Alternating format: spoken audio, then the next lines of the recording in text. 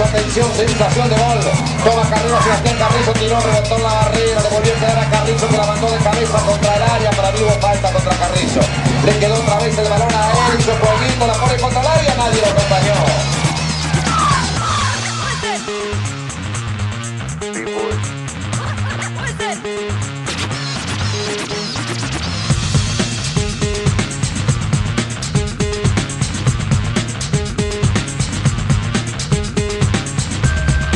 Izquierdo va Ricardo Vera, centro cerrado.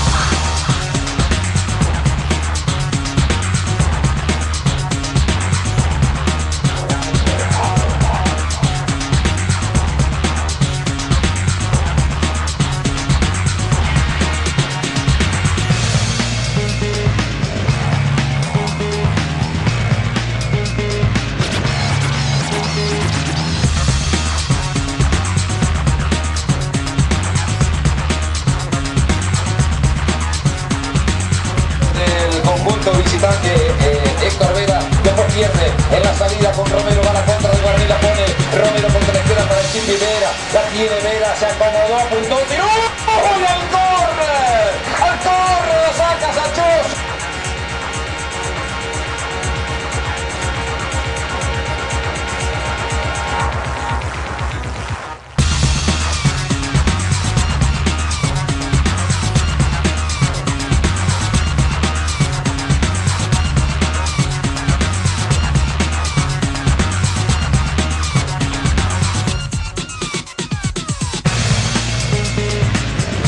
Lucas López García, mira el centro, el primer palo despeja Tabaqui, la pone para Carrizo, tiró.